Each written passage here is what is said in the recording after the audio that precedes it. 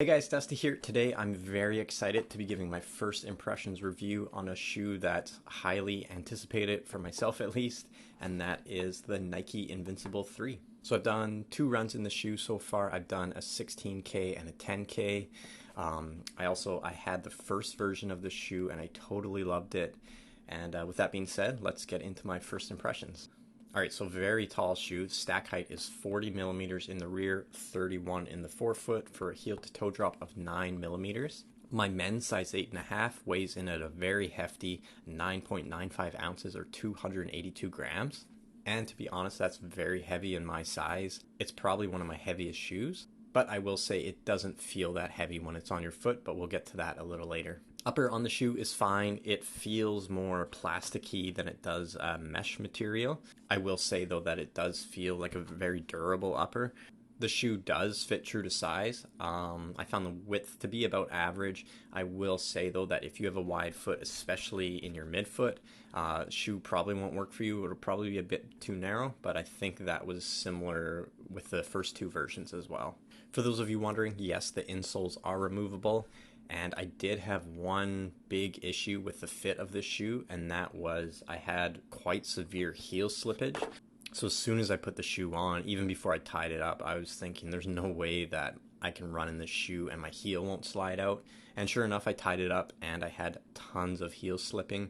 But I retied them using the heel lock and that really snugged it into place. The laces are really short if you do have to tie them up using the heel lock, so just keep that in mind. But thankfully I was able to fix that issue, or else I don't know how I could run in the shoe. The heel counter has tons of structure and there is this big long clip that runs around just above the midsole. This is going to help keep your foot a bit more stable, and as well as that, this shoe has an extremely wide base, so when you look down at this shoe it looks huge on your foot, and it is a pretty big and bulky shoe.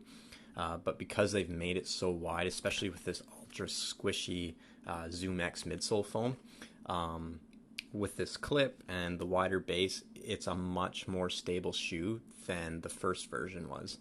Now, as far as this midsole goes, first of all, unbelievably squishy. If you've ever ran in a shoe that has this ZoomX midsole, you'll know how squishy and bouncy this foam is.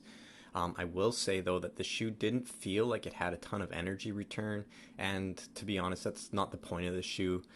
This isn't a race day shoe or a tempo shoe.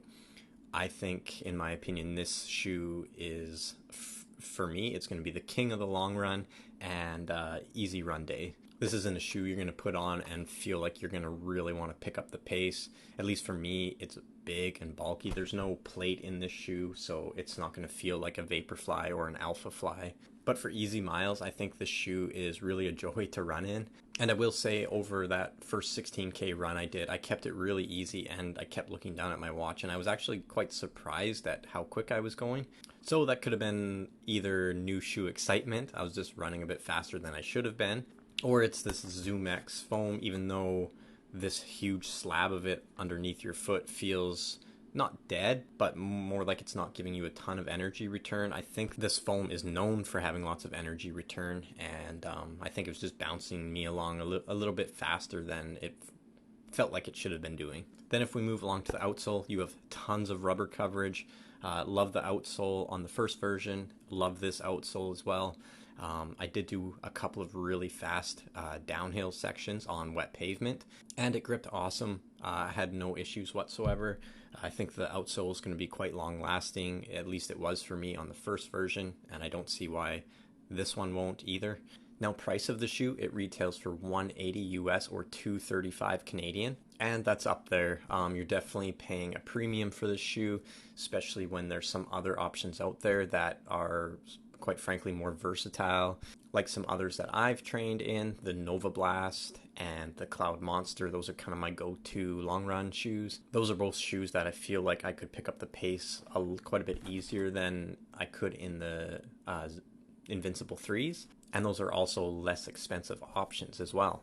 So like I said, I think you're paying a premium for the shoe, but if you want the ultimate in cushion, you're looking for a new dedicated shoe to put into your rotation for easy runs, maybe some slower long runs, this could be a good option for you. So that's my first impressions after the first couple of runs. Let me put on a couple hundred more miles, and then I'll get back to you with my full review. And if you have any questions for me, put them down below and I'll get back to you. Like always, thanks for watching, and I'll see you in the next video.